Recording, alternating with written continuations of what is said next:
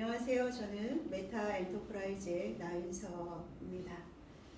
사실 학회 발표이기 때문에 이제 연구 이렇게 목적과 가설 어떤 그 연구 목적에 맞게 제가 발표 준비를 해야 되는데 너무 이제 갑작스럽게 준비가 돼서 좀 어떤 연구 주제 발표라기보다 어떻게 보면 그냥 그 산업계 케이스라고 좀 이렇게 봐주시면 좋을 것 같습니다.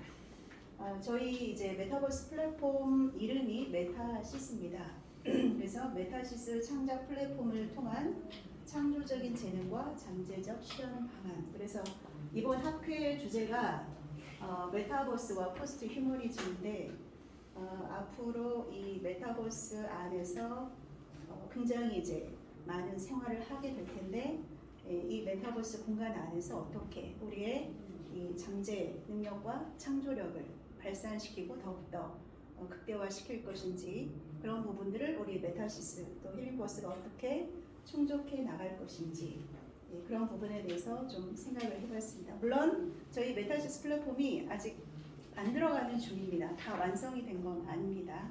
네, 그거 감안하시고 들어주시면 되겠습니다. 제가 오늘 말씀드릴 부분은 이제 대략 이런 주제인데 개념적인 부분 그리고 메타버스에 대한 간략한 이해 그리고 저희 플랫폼에 대한 소개 그리고 어떻게 창조력과 잠재 능력을 극대화시킬 수 있을지에 대한 내용으로 또 결론을 마무리 짓도록 하겠습니다. 자, 뭐 이거는 어떤 연구 논문에 의해서 검증되었는지는 모르겠습니다. 그렇지만 우리가 보통 얘기를 할 때 인간의 능력은 무한하다. 그 근거는 이제 신과 나눈 이야기 닐 도널드 월시가 이제 성서에 나와 있는 구절을 인용을 합니다. 앞으로 인간이 하려고만 하면 못할 일이 없겠구나. 실제로 이 공상과학 영화로 봤던 그러한 일들이 우리의 지금 현실이 되어가고 있는 그런 걸 볼 때 정말 우리 인간이 상상하는 어떤 거는 무엇이든지 우리 인간을 만들어갈 수 있는 굉장히 무한한 이 능력을 갖고 있는 존재라고 생각을 합니다. 그래서 인간은 잠재 능력을 갖고 태어납니다. 마치 그 도토리, 작은 그 도토리 안에 그 거대한 상수리 나무를 이렇게 내포하고 있듯이 우리 인간은 그러한 이제 엄청 무한한 잠재 능력을 갖고 태어나는데 그러면 과연 그 잠재력과 창조력을 어떻게 극대화시킬 것이냐 그게 이제 우리 부모님들의 또 우리 각자의 가장 큰 고민이죠. 여러분들도 여기 앉아 계신 분들도 정말 한 분 한 분이 엄청난 잠재 능력을 갖고 있는 이 무한한 능력의 소유자입니다. 그거를 내가 살아가는 동안에 얼마나 그거를 100%, 내가 200%, 300% 아니면 50% 실현하면서 내가 살아가느냐에 따라서 나의 인생의 이 퀄리티가 질이 달라지는 거겠죠. 자, 그러면 어떻게 그 잠재 능력과 창조 능력을 키워갈 것인가? 이제 그 솔루션에 대해서 제공하고 있는 분들입니다. 게리 비숍 같은 경우에는 이거를 극대화시키기 위해서는 학원, 요즘 이제 우리 MZ 세대들이 이쪽으로 지금 심취해가고 있습니다. 학원을 끊임없이 반복해라. 그리고 얼마 전에 올해 작고하신 밥 프록터 같은 경우는 학원과 시각화를 해라. 그리고 조 디스펜자 박사는 너를 시각화해라. 그래서 물론 이제 아인슈타인이나 네빌 고다드, 얼 나이팅게일, 그 다음에 아베커 같은 분들도 이제 쭉쭉 얘기를 하고 있지만 이걸 종합적으로 이제 요약하면 나의 그 잠재 의식을 내가 스스로 컨트롤하고 세팅할 수 있어야 된다. 즉 내가 원하는 방향으로 그 잠재 의식을 세팅을 해야 되고 끊임없이 그 무의식에 말하고 그 다음에 적고 시각화를 해서 그게 그냥 습관적으로 나올 수 있을 정도로 내 무의식에 그런 것들이 이 뿌리 박혀야 된다는 거죠. 자, 그러면 우리 인간은 어떤 존재라고 우리가 보통 정의를 내립니까? 호모 파베르, 즉 도구적이다. 나는 만든다. 고로 존재한다. 즉 도구를 이용해서 끊임없이 우리는 유무형의 산물들을 만들어내는 존재죠. 그리고 우리는 생각하는 존재이죠. 나는 생각한다. 그러므로 나는 존재한다. 그리고 창조적 인간입니다. 우리는 무언가를 끊임없이 만들어내는 창조하는 존재이죠. 하워드 가드너 박사는 이제 다중지능 이론에서 나는 창조한다, 고로 존재한다. 이 창조적 지성에 대해서 얘기를 하고 있습니다.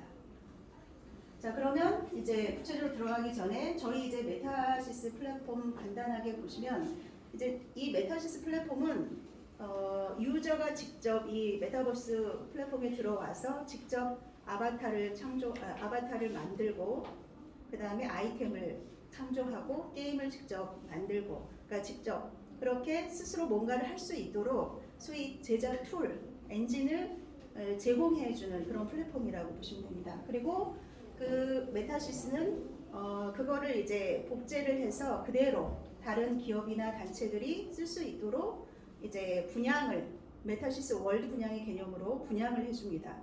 그래서 힐링코스는 그 메타시스를 분양을 받은 하나의 월드라고 보시면 돼요. 근데 이제 힐링코스의 특징은 이제 다양한 그 표현 예술적인 활동을 통해서 자신의 그 잠재 능력을 발굴하고 창출해서 자연스럽게 그러니까 창출을 하면서도 자연스럽게 어떤 경제적인 욕구를 해결할 수 있도록 그래서 여기 안에 우리가 이제 힐링이라고 하면 뭐 여행도 들어갈 거고 음악, 뭐 미술, 그다음에 뭐 1:1 상담 뭐 이런 것도 다 들어가겠죠. 이제 그런 이제 표현 예술적인 것들을 할 수 있는 어떤 그런 이 컨텐츠 기반의 그런 메타버스 플랫폼이라고 보시면 되겠습니다. 자, 그러면 우리가 이제 아까도 말씀하셨지만 우리가 메타버스에서 굉장히 중요한 의미는 뭐냐면 우리가 그 우리 아이들이 놀이 체험이나 역할 체험 그리고 책을 통한 간접 체험을 하면서 이 사회를 또 인간을 나 자신을 알아갑니다. 굉장히 좋은 학습의 공간이 되죠. 바로 이 3D 메타버스 공간이요. 그래서 이 메타버스 공간 안에서 시 공간을 초월하죠.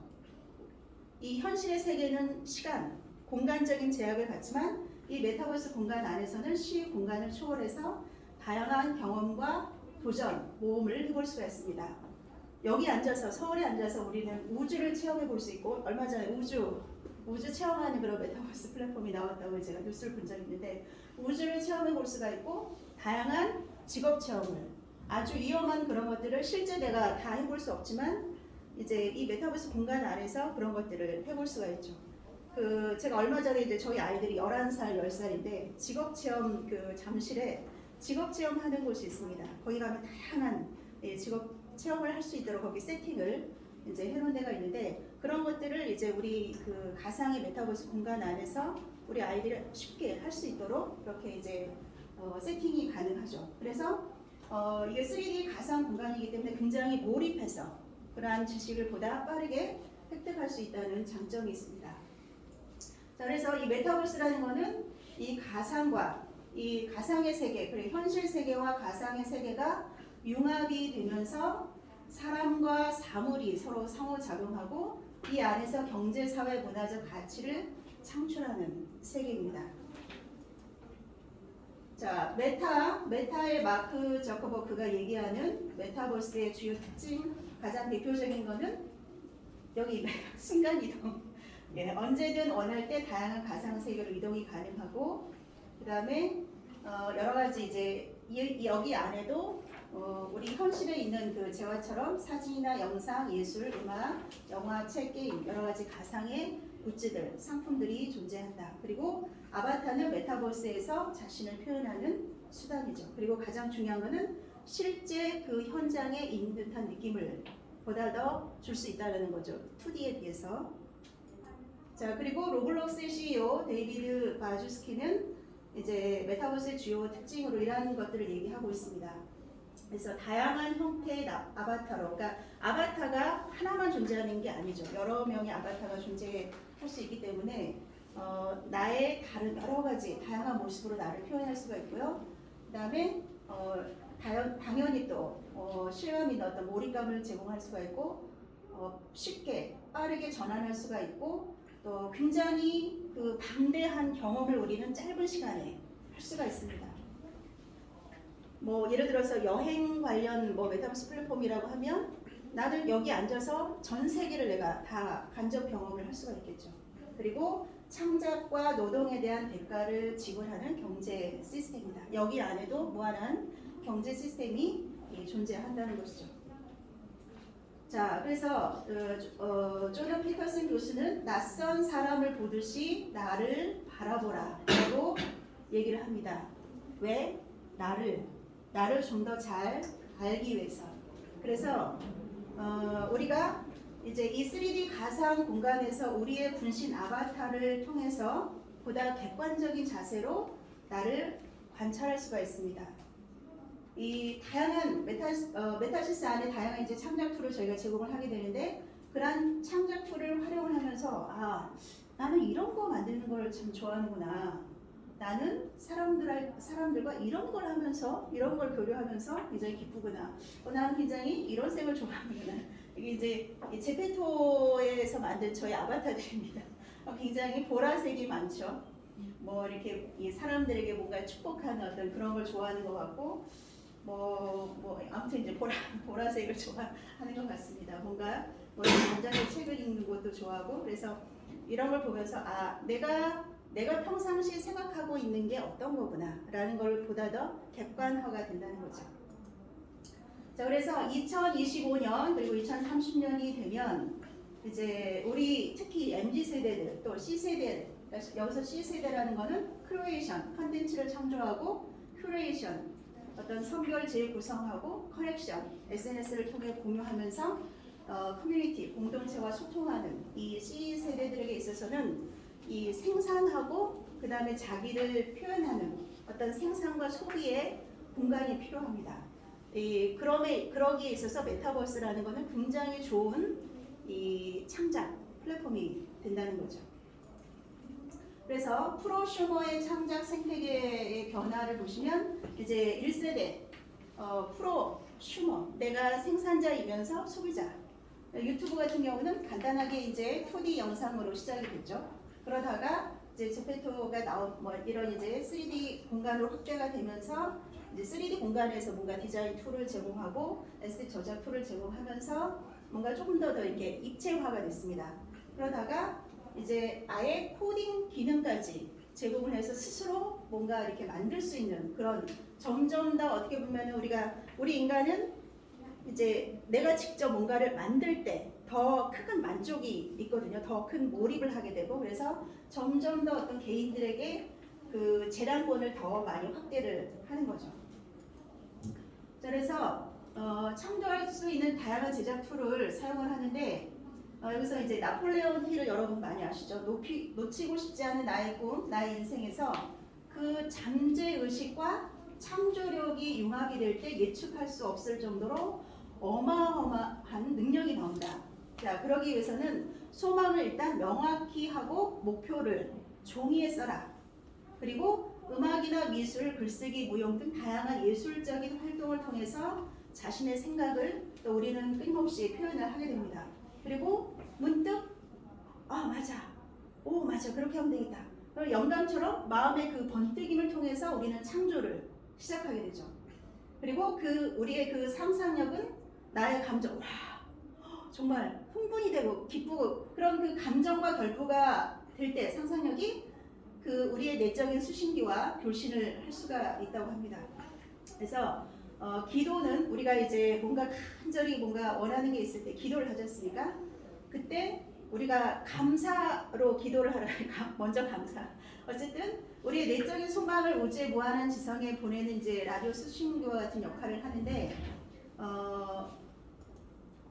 우리 그 메타시스 플랫폼은 이렇게 7가지 종류의 창작 툴을 제공을 합니다. 크게 이제 게임과 NFT, 버추얼 스페이스 커뮤니케이션을 기반으로 해서 아바타 제작 툴, 그리고 월드를 분양받아간 기업체나 단체에게 또 학교에게 월드 제작 툴, 그리고 게임 제작, NFT 제작, 쇼핑몰 제작, SNS 제작, 스트리밍 서비스 제작 툴을 저희가 이제 제공을 하게 됩니다. 이거는 이제 이것만 빼고 나머지는 다 개인들이 다 직접 할 수 있는 것들이죠. 자, 그럼 여기서 저희 메타시스 홍보 영상을 좀 보도록 하겠습니다. 잠깐만요. 제가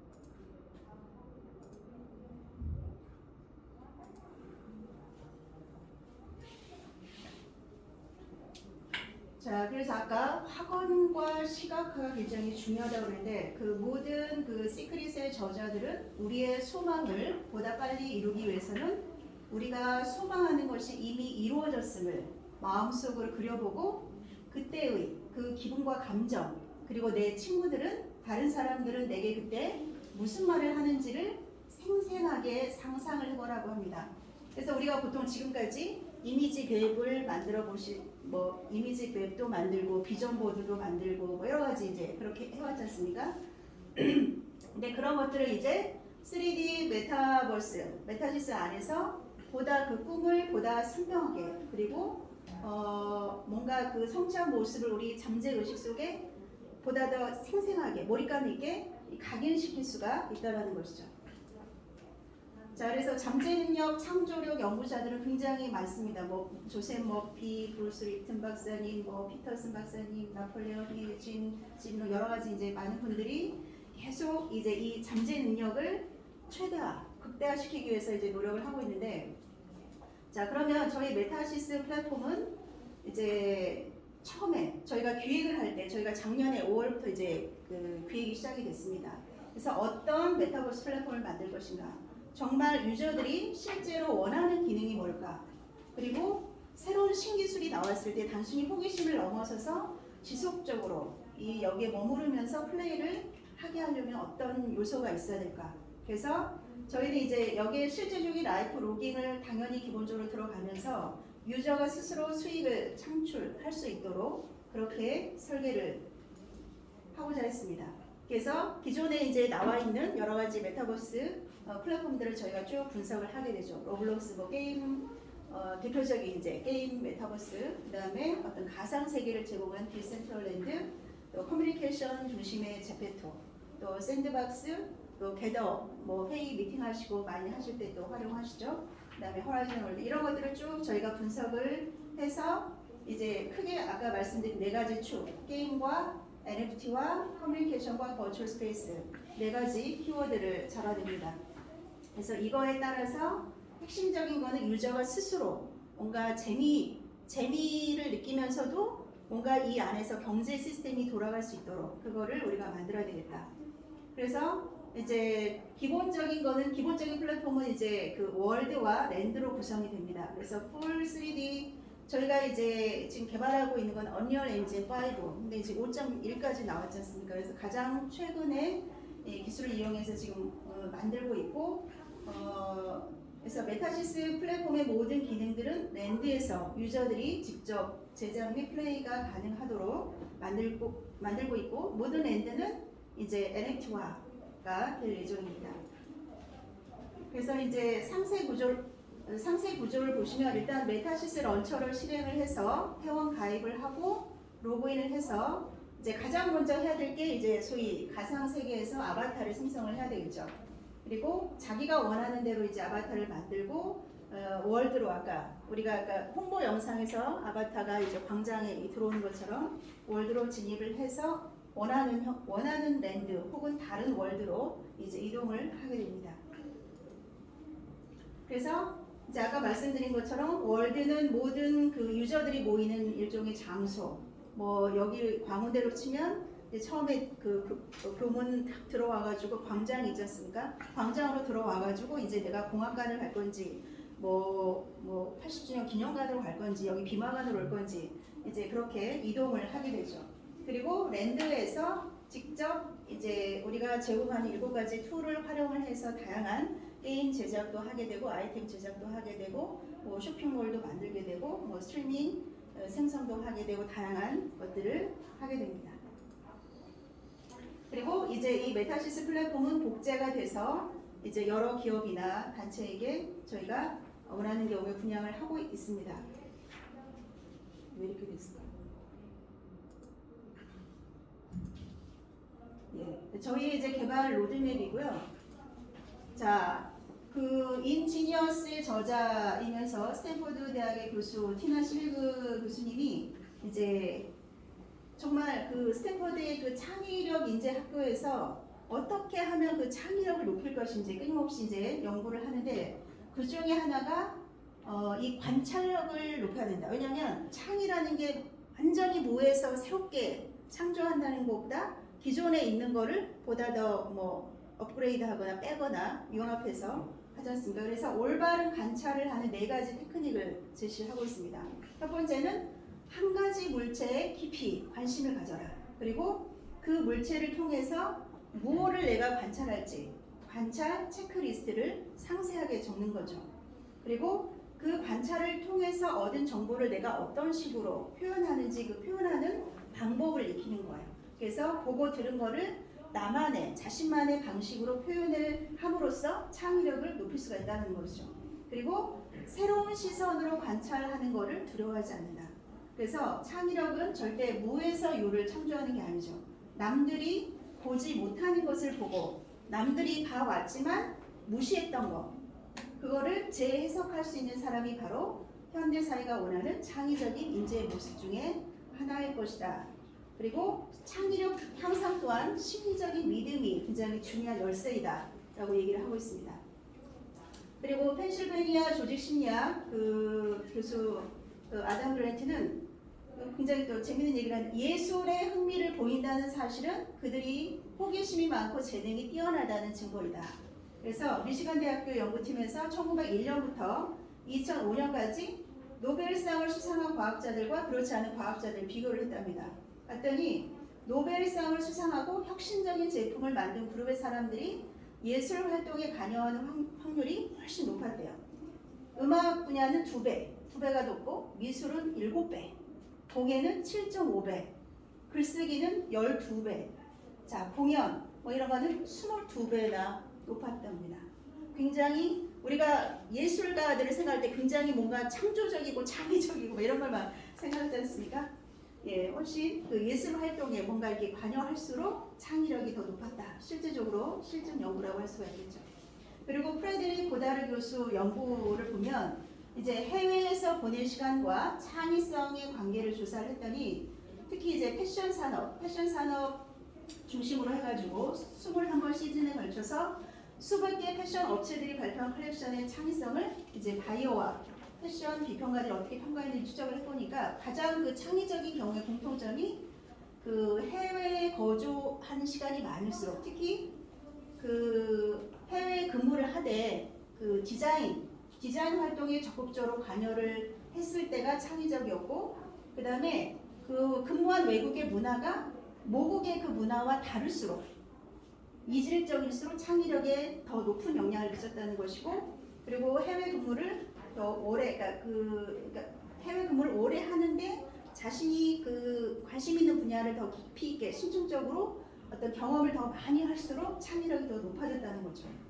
그리고 스콧 애덤스는 창의적인 사람이 되기 위해서 4가지 방법 이제 비슷한 얘기인데요. 자신의 관심 분야가 아닌 다른 분야의 취미를 가져라. 그리고 가능하면 오지로 해외여행을 떠나라. 그래서 이제 우리가 해외여행을 가면 저절로 이제 낯선 환경에 접하기 때문에 우리의 생각 자체가 다시 리세팅되는 거죠. 그리고 다양한 사람을 대충 이렇게가 아니라 깊이 그 사람을 깊이 만나보라. 그리고 검증된 다양한 책을 읽어보라. 역시 독서는 창의성의 베스트 프렌드입니다. 그리고 이제 실수를 많이 하면 할수록 또 그 안에서 뭔가 창의력이 높아질 수 있다라고 얘기를 하고 있습니다. 그래서 수년 전에 이제 심리학자들은 무엇을 성취하는 데 있어서 2가지 길이 있다는 사실을 발견했습니다. 수능하는 것 아니면 독창적으로 뭔가를 내가 새롭게 발휘하는 것. 그래서 수능이란 이미 잘 닦여진 길로 앞선 무리를 따라가며 현상을 유지하는 거죠. 독창성이라는 것은 인적이 드문 길을 선택을 해서 시류를 거스리지만 참신한 아이디어나 가치를 추구해서 결국 더 나은 상황을 만들어 낸다. 물론 이제 아주 독창적으로 새롭게 하다 실패할 수도 있겠지만 그 실패를 통해서 뭔가 또 새롭게 배우는 거겠죠. 여러분들은 어떤 길을 선택을 하시겠습니까? 자, 결론적으로 네, 잠재력을 극대화하기 위해서는 나의 잠재의식을 내가 원하는 방향으로 계속 세팅을 해서 내가 나의 잠재의식을 완전히 컨트롤할 수 있는 그런 내가 이런 생각을 하고 있구나. 그거를 내 생각의 방향을 바꿀 수 있을 정도로까지 세팅을 해야 된다. 그래서 이를 위해서는 무의식, 즉 잠재의식에 말하고 적고 시각화하고 또한 이 활동을 계속 반복하는 작업이 필요하다. 그래서 이제 이러한 그 이미지화, 심상화 작업을 하는 데 있어서 이제 이 메타시스 힐링, 특히 이제 힐링버스 안에서 나의 아바타가 이러한 그 심상화 작업을 보다 쉽게 할 수 있도록 각종 이제 저희가 툴을 제공을 하고 보다 그것들을 각인을 시킬 수 있도록 도와줄 수 있다는 거죠. 그리고 창의력 확대를 위해서는 이질적인 환경 속에 내가 거하게 될 때 보다 극대화될 수가 있다. 그래서 우리가 이제 어떻게 보면 메타버스라는 거는 새로운 디지털 지구, 새로운 이제 우리가 경험해 보지 않은 새로운 세계지 않습니까? 그런 새로운 세계를 내가 경험을 하게 되면서 뭔가 특히 또 그 메타버스 안에서 내가 직접 뭐 여러 가지 아바타 제작 툴, 게임 제작 툴, 뭐 이런 툴을 가지고 제작 툴을 가지고 내가 직접 이거를 해가면서 뭔가 나의 그동안 생각하지 않았던 두뇌가 이제 활동을 더 많이 하겠죠. 그래서 창조력과 창작 능력이 확대되어 갈 것으로 기대가 됩니다. 그리고 여러 가지 이제 자신의 전문 분야뿐만 아니라 다양한 아까 이제 예술 활동 이런 부분들에 대해서 관심과 활동을 할수록 창의력이 이제 확대가 되었기 때문에 이제 힐링버스가 그런 부분에 있어서 굉장한 도움을 줄 수 있지 않을까라고 생각을 합니다. 물론 이제 저희가 이제 제가 여기서 발표한 이 내용이 이미 다 완성이 돼가지고 제가 여기서 이제 보여드리면서 실제적으로 보여드리면서 하면은 가장 좋았을 텐데 지금 이제 만들고 있는 단계이기 때문에 그건 좀 아쉬운데 다음에 이제 다 만들어지면 저희가 이제 2023년에 이제 대략적으로 러프하게나마 나오고 이제 완전한 완성이 이제 2024년에 이제 완성이 될 예정입니다. 그때 다 완성이 되면 그때 다시 한번 만나 뵙도록 하겠습니다. 감사합니다.